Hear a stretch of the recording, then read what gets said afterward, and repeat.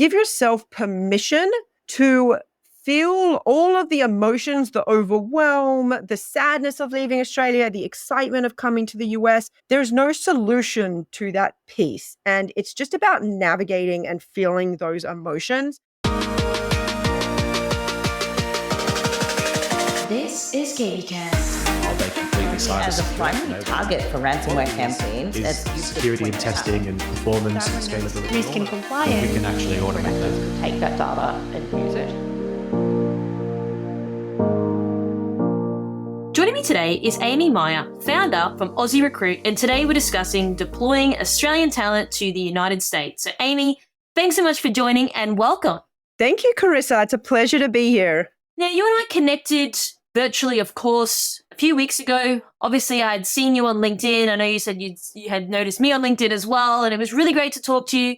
You're Australian now, living in the US for my understanding, around 10 years. I love your business. I love what you're doing. And that's, a big reason why I wanted to bring you on the show. So maybe let's just start with your view on Australians working and living in the US. So give us the lay of the land. Tell me everything. What are you seeing? What's happening? Yeah, absolutely. And you know what, Carissa? I just looked at the calendar on my computer, and in a couple of days, that would be my 10-year anniversary of having moved from Sydney to San Francisco. So yeah, just taking a moment to digest that. That's a long time. And it does kind of loop into what I see, because I feel as though when I left Sydney 10 years ago to come to San Francisco, and now I'm just south of San Francisco, but close enough, nearby, I did not know how long I would come out here for. And I feel as though this is something that so many Australians experience, this kind of exact same moment of, I want to leave Australia for various reasons. Could be their career, could be family related, could be that they really want to live in the US for a while.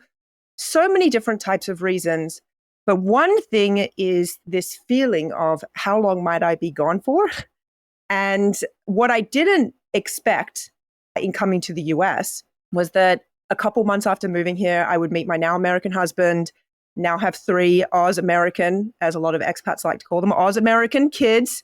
And now I've lived here for 10 years, and it's amazing to think back on that journey.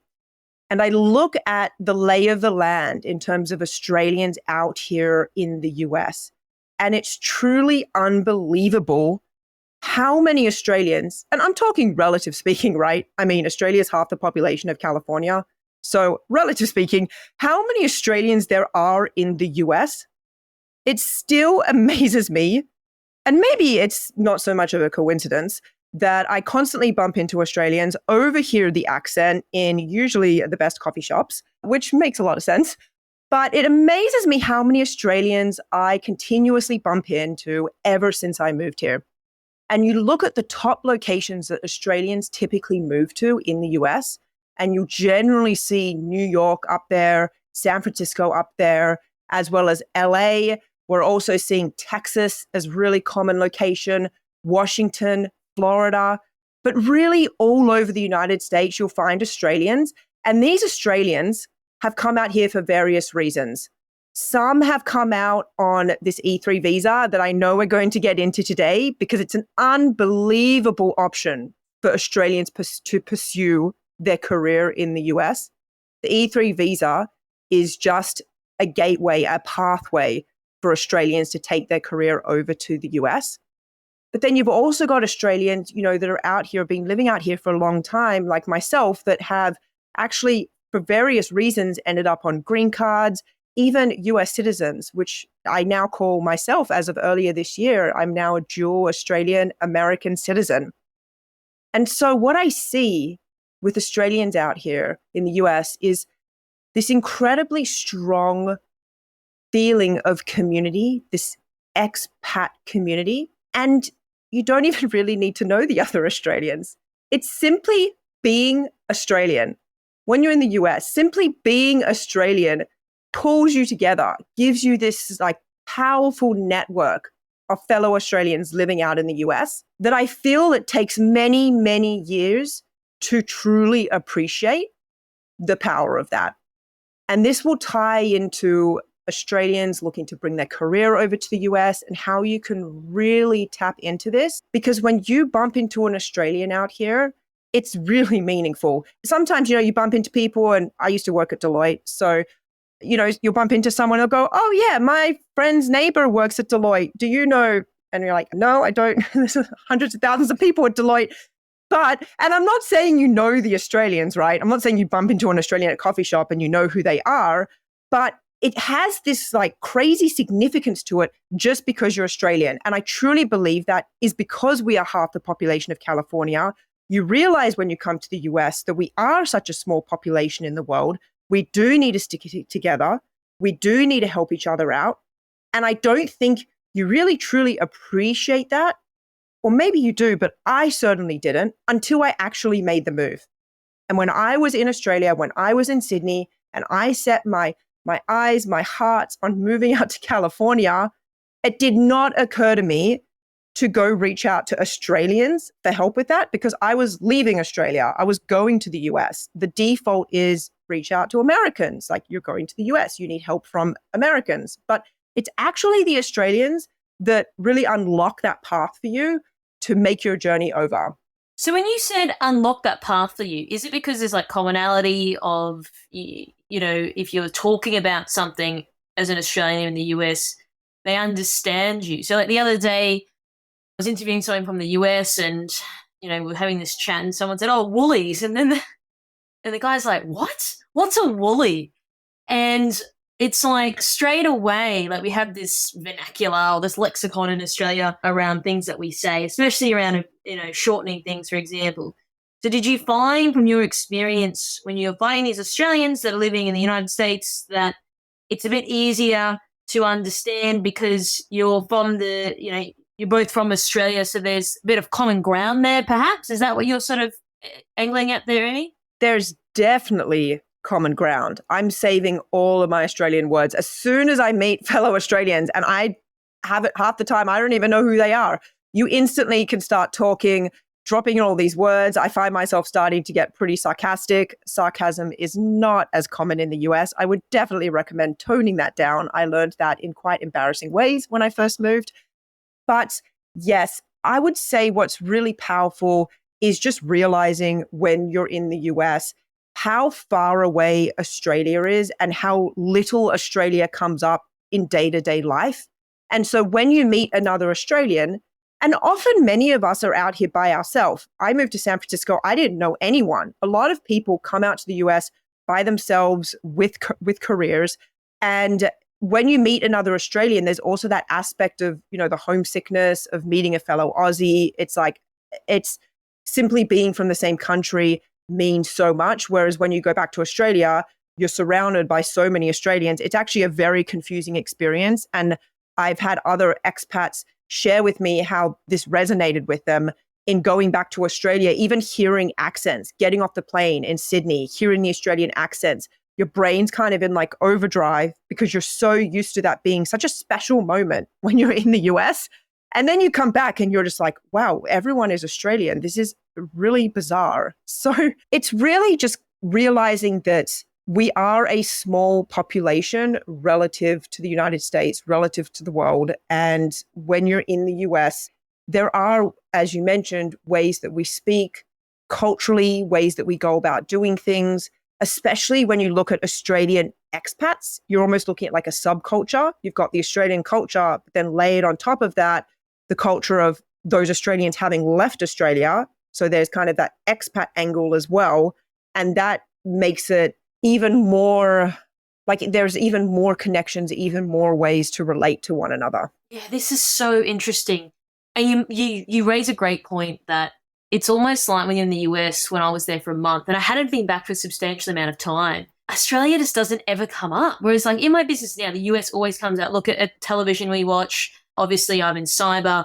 I'm interviewing people from the US all the time. I'm talking to people through email in the US because they're headquartered over there. So there's always some link. But when you're on the other side of that, it's like, oh, well, you don't hear much about Australia. And then even when I was there for a month, I think when we were at Disneyland, we heard one other family that were Australian. But for an entire month, other than meeting our Aussie friends that were in LA, we did not see any other Aussie in December as well. So you've got to think, you really put it in perspective of you are quite a far way away from home and everything is different. Even like driving on the side of the road, like that took a little bit of time to get used to. So I think you make a great point. You start to be more cognizant of that because you're not hearing that Australian accent all the time, especially if you were born in Australia and you lived here your whole life. It's an adjustment. It is absolutely adjustment. And on driving on the wrong side of the road, well, I guess it's the right side of the road here, I'm now, when I come back to Sydney, I'm like, I need to be on the streets where there are cars because otherwise I'm like, wait, which side am I driving on? And I can't remember the street names anymore. It makes me feel a little bit sad. You just get caught when you're an Australian expat, you're living in the US, you just get caught between these two worlds. Depending on how long you spend out in the US as well, a lot of Australians do return back to Australia, like plenty do, but some end up in situations also like myself, getting married, green card, citizenship, and you're just eternally split between the two countries and you are always driving on the wrong side of the road, depending on where you're going. So I want to get in a little bit more before we get into maybe the visa side of things. Culturally, you raised a great point. Sarcasm, totally understand when you say things, and I love geeing Americans up about certain things. Depends on how well they know me. Obviously, they laugh, but if you don't know someone, they just kind of look at you like, what are you going on about? So is there anything else that sort of stands out? Because you are right. Yes, we are, we're part of the Five Eyes. We're both English-speaking countries, but there are still nuanced things in terms of culture that is different. Is there anything that specifically stands out for you when you first went over there? Like, wow, I need to adjust how I'm operating here. I'd say one of the biggest ones was sarcasm for me, because I feel like that's so common in business in Australia, and it's so normal to be sarcastic with one another. And in coming over to the US, and I was working with Deloitte in consulting, a lot of client-facing work just wasn't really appropriate, and it didn't really work in kind of the break the ice way it might work in Australia. And I think it's just our way of, in some ways, building a rapport with one another. So I learned that very quickly. That was a pretty big one for me, professionally speaking. I think one that has been surprising for me in terms of cultural differences and navigating that between Australia and the US is Australians, I feel, stereotypically have this reputation of being hardworking, but also taking it easy. Like comments about, oh, it's Friday afternoon, just go over to the beach, take a break. It's great weather outside. Let's just enjoy life. Like just, holidays, annual leave in Australia, 4 weeks, embracing a lot of holidays, Christmas time, New Year's, things start to really get quiet for pretty extended periods of time. Whereas in the US, it's, it would be fairly typical to see maybe 2 weeks, they call it PTO, paid time off here.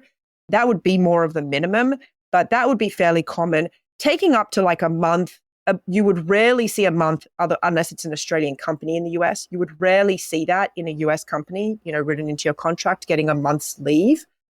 But even taking a week off or 2 weeks off here in the US is perceived a lot more intensely than in Australia. You might say, oh, look, I'm going away for 4 weeks. I'm going to Europe for 6 weeks. It's so far for us to travel to Europe from Australia.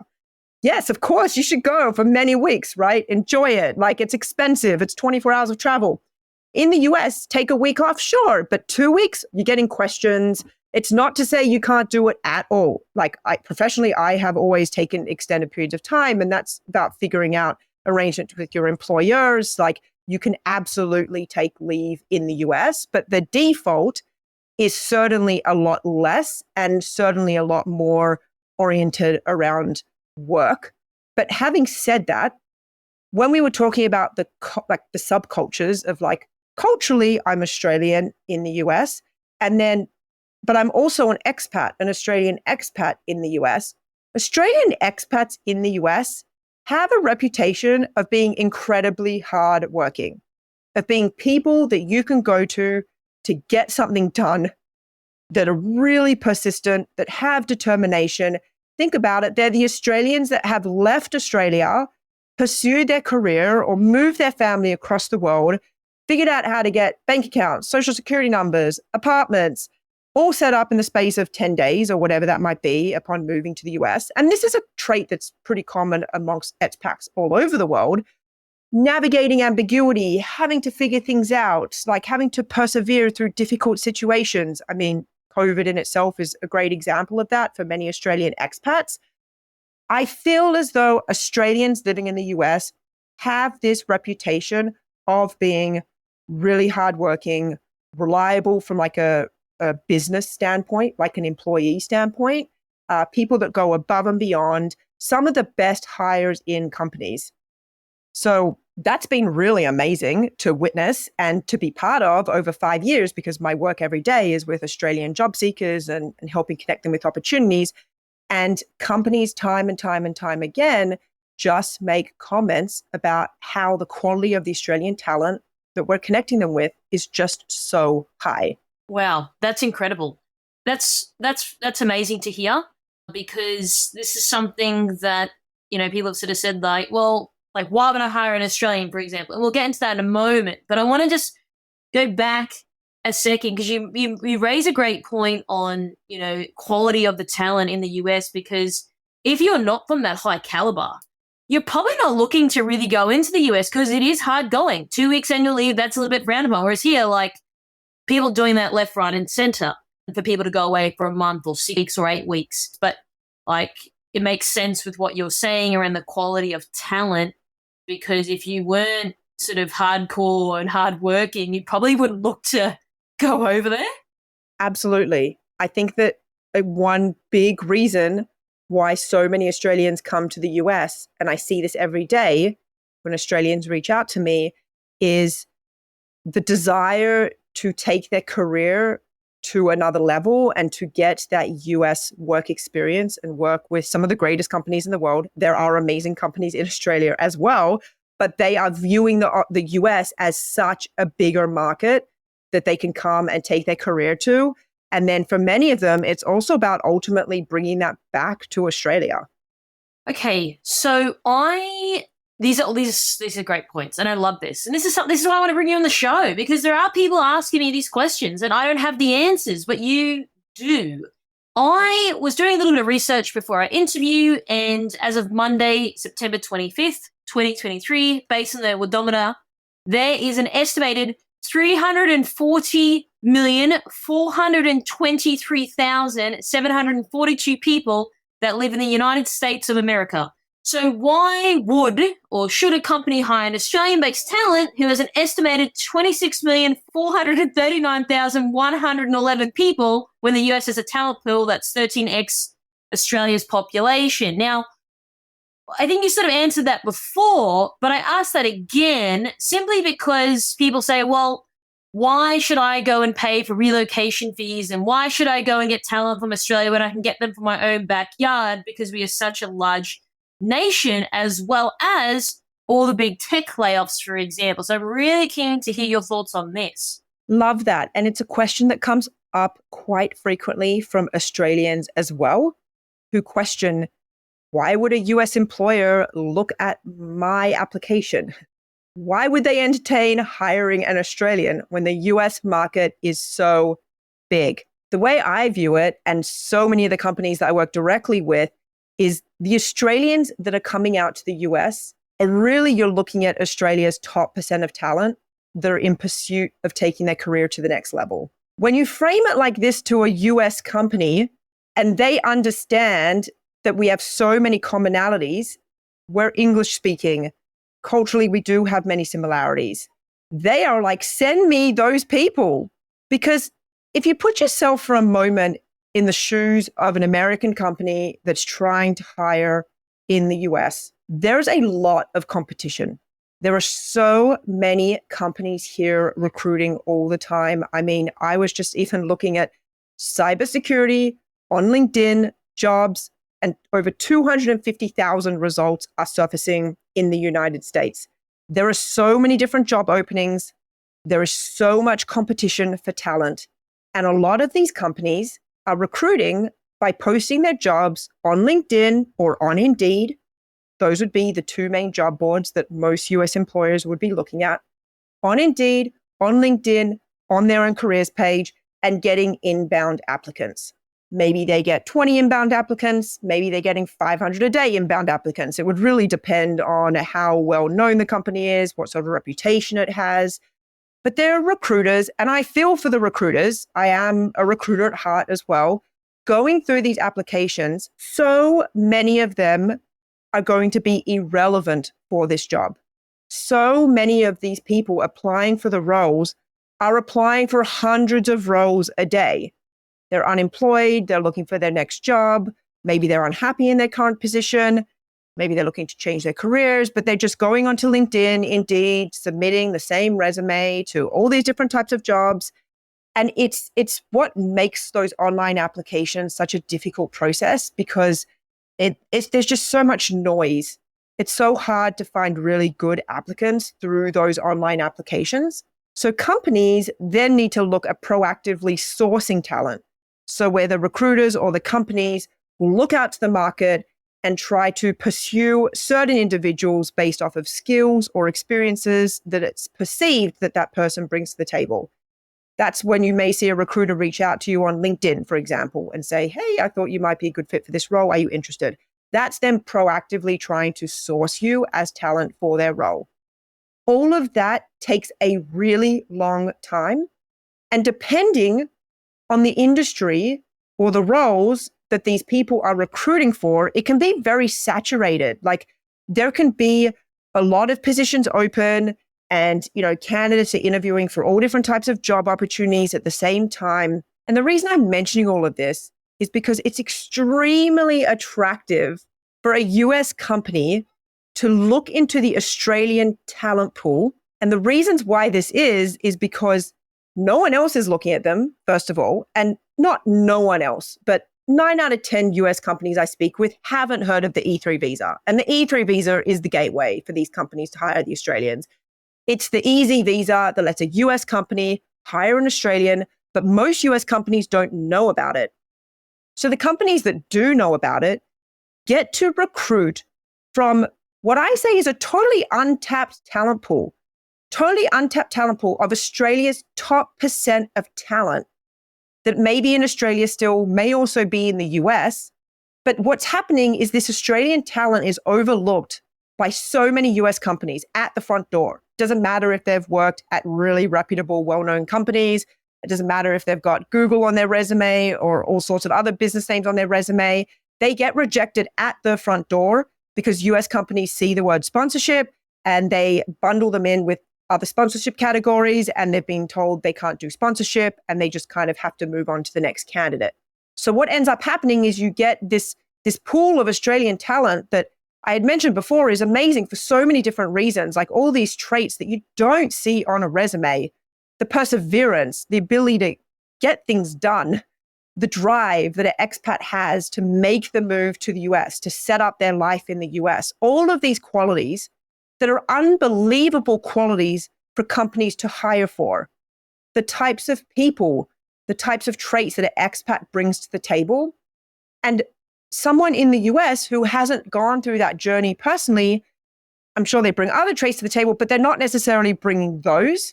And I find that these traits of Australian expats looking to move out to the US, combined with the freshness of the talent pool and the untapped nature of the talent pool, combined with the ease of the E3 visa, we're talking about a $315 visa, all of that packaged up makes hiring Australians very, very appealing.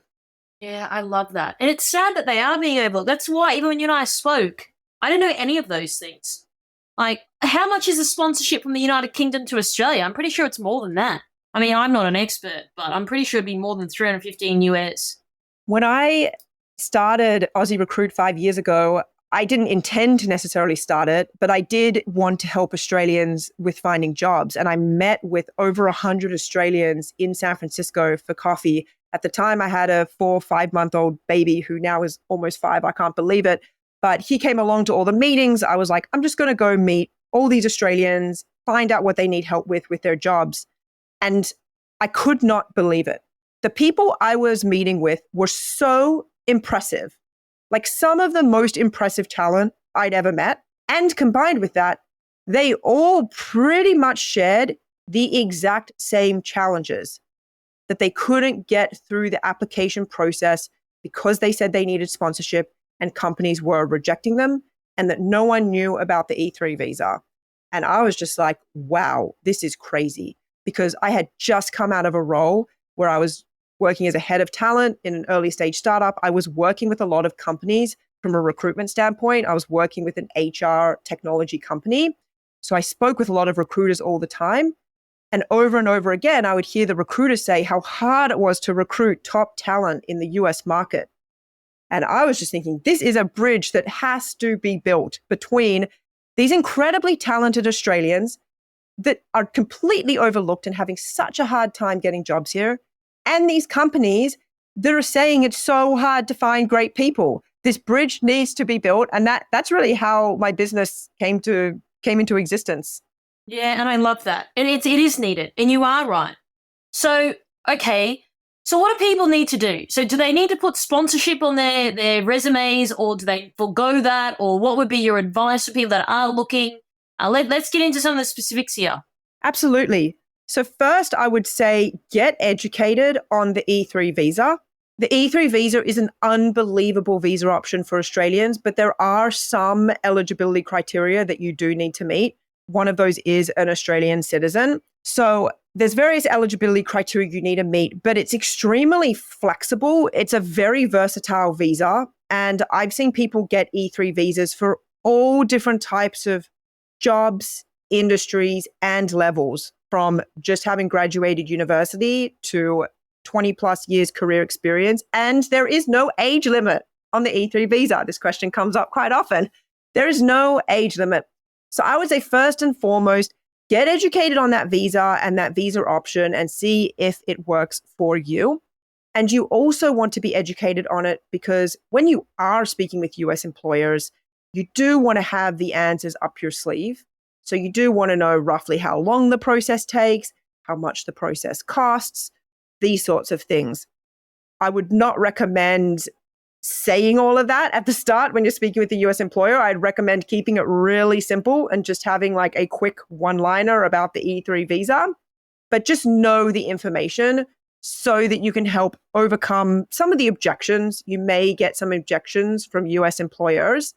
And let me just tell you, there's some Australians will tell me the US company said they won't do E3 visa sponsorship, and then they went back and gave them collateral or the information to educate them on the visa, and then they actually changed their mind and were like, oh, we didn't know about this. Sure, we'll go ahead and we can do that E3 visa.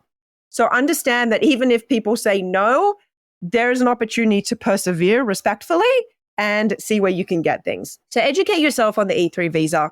It's also really important to understand how to position yourself in the US. So this is both understanding what types of jobs you can be applying for, because it's not a direct one-to-one match. There's different terminology used in Australia that's not as common in the US.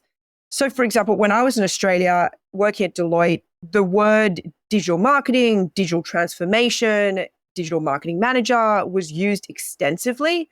And I did notice that when I came to the US and over an extended period of time, that it's far less common terminology used here.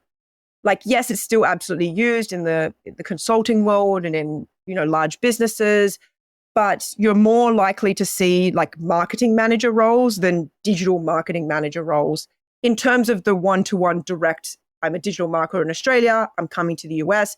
Most likely you can be looking at marketing manager roles, not just digital marketing manager roles. So understanding how your career translates into the US market, and also seniority levels.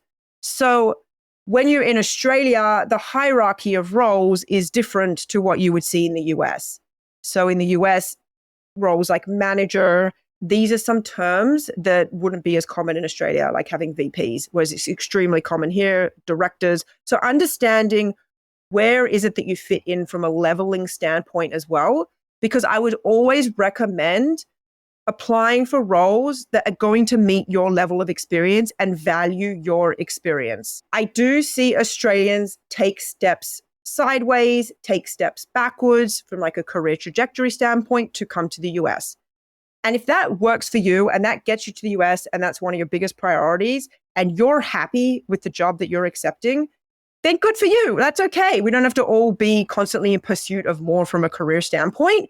But many Australians are in pursuit of more, do want to have a strong career trajectory.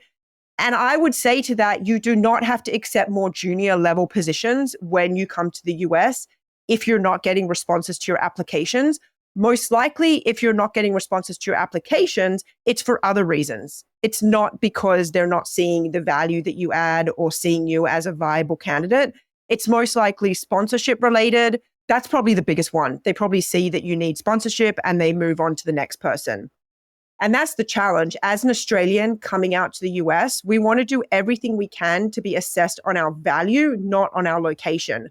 Because once the company starts to see the value that we're bringing to the table, the value that we bring to the company, how we can help take the company to the next level in that particular role, then suddenly you're being assessed as a person, as an individual, as opposed to someone from Sydney, Melbourne, Adelaide, and they've immediately just said, oh, sorry, we don't do sponsorship right now. So it's important to understand how your experience translates into the US market, target the right sort of positions to get the most traction. And also, incredibly important, is learning how to be comfortable marketing yourself in the US and being confident about talking about your value, confident about talking about your achievements.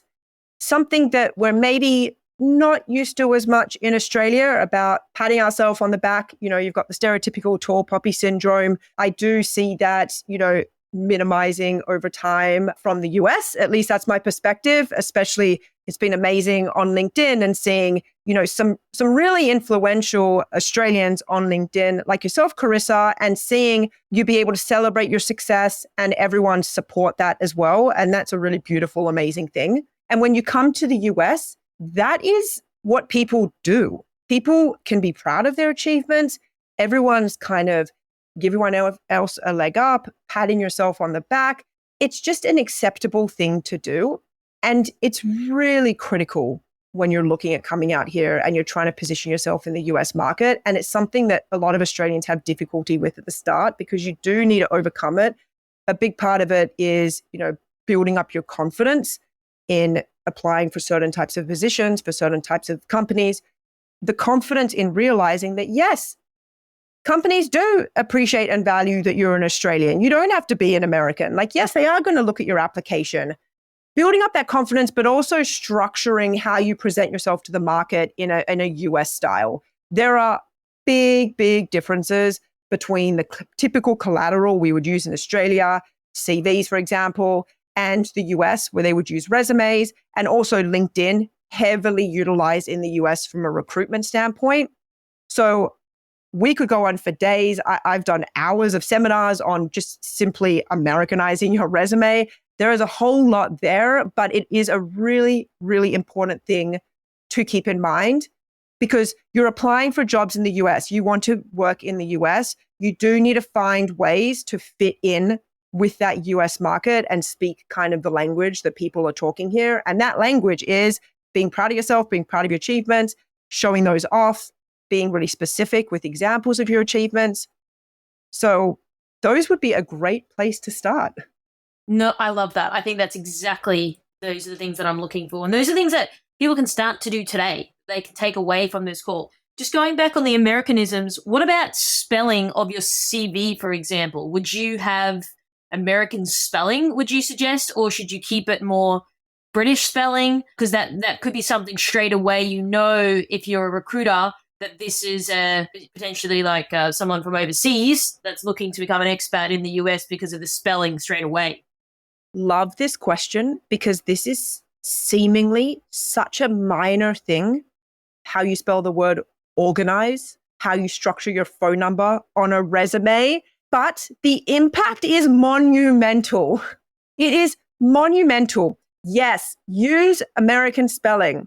Use an American phone number. Jump on Skype, grab a US phone number. You are making it easier for companies to contact you. It is not the easiest to figure out how to call Australia, add in the +61, especially for someone that's not used to making international calls. If a recruiter wants to pick up the phone and talk to you, make it easy for them. Get the US phone numbers. The amount of times I've seen Australians go to market with their, CV and Australian phone number, and they're not hearing back anything. And then they start to make these really minor changes that are so significant. They start to see so much more traction in their search. And this goes even as detailed. Attention to detail is absolutely key here. Even as detailed as when you add in your phone number, go get your American phone number on Skype. When you add it into your resume, don't include the +1. Use the format that we use in the US. You can find that online. Go to any American website and see the way they write their phone number on their contact page. Use that format.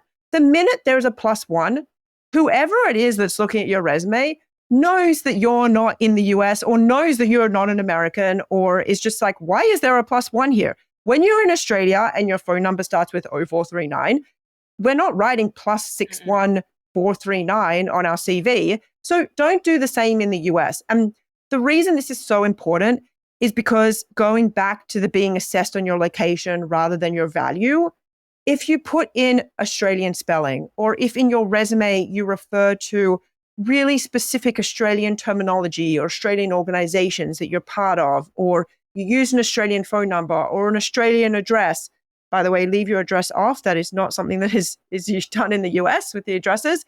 These are all just indicators for people to pass on you because they don't know about the visa. That's the number one reason that that's going to occur, because they don't know about the visa. They don't know how easy it is. They think it's a more expensive, complicated process, and they believe it's just not something that they can do as a company, and so they pass. So it absolutely matters. All of these little details matter, and these details matter because your resume is your marketing material. You're essentially selling yourself as, this is who I am, this is the value that I'm going to add to your company, and having a strong attention to detail is always going to be important on a document that, like your resume, that you're going to use pretty much for every single job application in the US. Yeah, that's excellent. And those are the things that I want to sort of get from you, Amy, because these are things that could be the difference between someone straight away saying, no, they're out, when they could be a perfect candidate. But if they've got a 0408 number, mobile number, or a cell number, you're going to get, rejected straight away. So I think that's really critical. So we focus a lot on the candidate side. Let's flip to the employer side, because I do have a very big audience in the US. There's probably someone listening to this that is interested. I do work with a lot of US companies myself. They love working with Australians. They love the accent. I don't know why, but they do. So let's get some insights for the employees. Like, how do they go about doing this? You mentioned before the E3 visa is the easiest thing. It's $315 US dollars. So is there anything else that you'd like to sort of share for people that perhaps didn't know about this? Now they do. Now they're looking to get some of that cream of the crop talent here in Australia. Yeah, absolutely. So the E3 visa is an unbelievable option for US companies to recruit Australian talent. When I was previously, before Aussie Recruit, working for US companies, some of the best hires that I made were Australians out here in the US. And that's relatively objectively speaking, because other people in the company felt that way as well, and other people in the company were Americans. So it wasn't just me as a fellow Australian saying, oh yes, they're amazing. They truly were objectively amazing talent. And it's the feedback I continuously hear from the employers that we work with, that we help to hire Australians, coming back to us saying, wow, these candidates are absolute rock stars. The visa is really unknown. So there's 10,500 available every year, E3 visas available every year, and we barely meet 40 to 50% of that quota annually. So I think last year we were at less than 5,000 new E3 visas issued, which means there's a really great opportunity for you to be hiring these Australians quickly and easily. Big difference between other visa classes, which aren't always readily available. At the moment, as of today, the E3 visa is undersubscribed. This visa is available for you. It is so versatile. Depending on the industry, you could be in all different types of industries, recruiting across all different types of levels, from straight out of college all the way through to executive, CEO level, this visa can be applicable. Again, there are basic criteria that need to be met, but it's simple. It's an inexpensive visa. It's a fast process. And the amazing thing about it is there are so many Australians that want to work for you, that want to work for your company, that are being rejected by so many other US companies. And it's not because they're not great talent. It's because the companies don't know about the visa. So when you open yourselves up to say, okay, yes, we're going to explore the E3 visa, or we're going to do the E3 visa, suddenly you're getting access to this brand new untapped talent pool of Australian candidates that are really Australia's top % of talent. And that's exactly what we do, Carissa, with Aussie Recruit. I work directly with US companies to connect them with those Australians, because we know who all those job seekers are, because they come and join our talent network. So are you finding that US companies, they're calling you up, they're coming to you because they want to access this, like I said, cream of the crop talent pool in Australia? Are you finding that more and more companies now are starting to approach you? What's their sort of sentiments towards hiring Australian-based talent, even if it's via you through Aussie Recruit? What are some of the comments that you're hearing? Yes, so often employers will come direct because they heard about the E3 visa. It may have been from an Australian. It may have been from their immigration attorney. They may have read something online, hopefully one of my posts, and they come out and they contact me, and they're just like, we just learned about the E3 visa, and they truly come to me seeing it as a creative solution to tap into fresh talent. I see this especially across industries like engineering, for example, where they're like, we would love to hire Australian engineers. I'm not talking software engineers, like civil engineers, for example, where they just want access to new talent, and they see Australia as a great place to be sourcing from, again, for all the reasons like English speaking. You know, we've got a good standard of education in Australia, good companies, work experiences in Australia. So they often come to me saying that they've just learned about the visa. They think it's an amazing option, and they pretty much Googled E3 visa hiring Australians, and Aussie Recruit popped up, and that's how we get in touch. And rarely do I see there be pushback on the visa itself, where they say, oh, you know what, actually, we're not going to do the visa kind of after we speak. Usually they see it as an amazing visa option. Yeah, I love that. And I love to hear that people are finding it more and more, which is, again, why I wanted to bring you on the show. You did say that you're getting more cybersecurity people, signing up for your database to, get informed when they're in those jobs are coming through. Obviously, we are a cyber-based podcast, but again, a lot of US companies do listen to the show. So then I guess the other sort of comment I had with all the big tech layoffs, are you getting pushback saying, well, Amy, we had to let a whole bunch of people go. Why should I hire an Aussie-based person when we've got to pay for relocation and all of these other things? Are you getting that pushback, or not really? Because then your defense is, well, you're still going to get great talent that perhaps you haven't been exposed to before. Great question. And there's two parts of this that I'd love to address. So one, with all the companies I've worked with, I have not had anyone say that. I have not had anyone say, you know what, there's so many layoffs, there's so much talent in the US market available, we're not going to be looking at Australians. Because they're originally signed up with us because they understand the value proposition of them getting access to the top % of talent in Australia. And that is really appealing to US companies, especially US companies that want to hire the best people, the A+ players, the people that really make a difference in their business. And it's not as competitive because a lot of these Australians don't have so many competing offers and processes running. Again, because it's so hard for them to get into these processes in the first place. So it's really appealing avenue for US companies that also want to hire quickly, hire the best people quickly, because Australians are really being ignored in the US talent market. So it's just an amazing opportunity for them to get ahead and get that competitive advantage in hiring. Another aspect I want to touch on really briefly was relocation. I would typically see the larger, more established companies have relocation packages as part of an offer when they bring an Australian out to the US, including even things like flying Australians out to the US for interviewing, for example. The smaller companies, much less frequently. So smaller companies, they're going to be fine often with virtual interviews. Having said that, the larger companies are also often fine with virtual interviews. And that's a big change that's happened since COVID in favor of Australians. It's easier for Australians to interview now from Australia because virtual interview processes were set up during COVID. So that's kind of a positive thing for Australians who want to move out to the US. But relocation, if it's not a really large, well-established company, I would say it's not an assumed thing that there's going to be relocation included. But I also find that many Australians that reach out to me, like a large percent, are very happy to relocate themselves to the US with their own savings, on their own dime. They're so motivated and ambitious and wanting to work in the US that they are just absolutely happy and feel like it's a privilege to cover the costs associated with making the move out here. So definitely something that may be an option, the relocation from, I would say, more of a larger company standpoint. But from the smaller companies or mid-sized companies, I would also want to say that not all Australians are asking for or wanting relocation. So for companies looking to make those hires, understanding that, yes, of course, you have to pay the Australian a competitive market rate as you would pay a US employee, but they're not necessarily looking for relocation. So you may not have that added expense because a lot of these Australians simply want to come out to the US for themselves as well, personally, as well as professionally.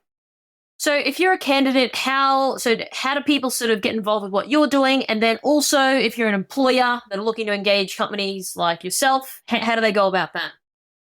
So if you're an Australian job seeker, regardless of where you are in the world, whether you're in Australia, Europe, the US, elsewhere, you can absolutely come and join my talent network via my website, the Aussie Recruit website. Jump on there, go to the page, find a job, join the talent network. And what that does is that profile comes directly through to Aussie Recruit, through to me. And then when we have a job opportunity, based on the interest, the profile that you've shared, we will reach out to you and discuss that opportunity for you and make that connection if there's a good fit.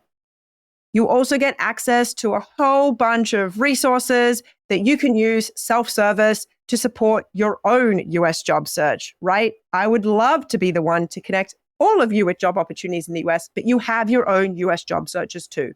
So here to support you with that, producing a lot of resources that are self-service that you can kind of take away, do on your own, and have success with. For US companies that are now interested in hiring Australians, reach out also through the website. There's a For Employers page. And what we'll do is we'll set up an initial call and I'll answer all of your questions about the E3 visa. I'll help you to understand exactly the type of Australian talent that you can recruit, realistically, how quickly that may be able to happen. And it's a really simple process. It's a very simple process. We have signed up working with companies and started introducing Australian talent in as little as 24 hours. We have had companies start recruiting, making offers to Australians in less than 48 hours. It can be a really quick, seamless process. So I'm really excited to connect with all the US companies out there and all the Australian job seekers who I haven't yet had the pleasure of meeting. So Amy, just before we conclude today, is there anything specific you want to leave our audience with today? Any final thoughts, closing comments? I know we covered a lot, but this is really important because, again, I want to get behind the Australians that are looking to go to the US, but then also I want to be able to equip the US companies with the knowledge that they need. Yeah, one last thing for the job seekers, for the Australians out there that haven't been to the US yet, that maybe you've visited or you know that you want to come to the US and you're ready to make that move.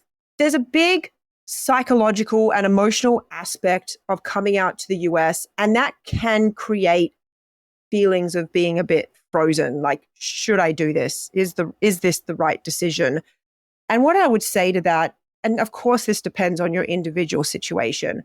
For me, it was simply saying, give myself permission to always come back to Sydney at the end of the day. A lot of Australians come out to the US for many years. The E3 visa is available for 2 years at a time, and you can keep renewing it to work at the same company. I know Australians that have been out here on E3 visas for 8 years.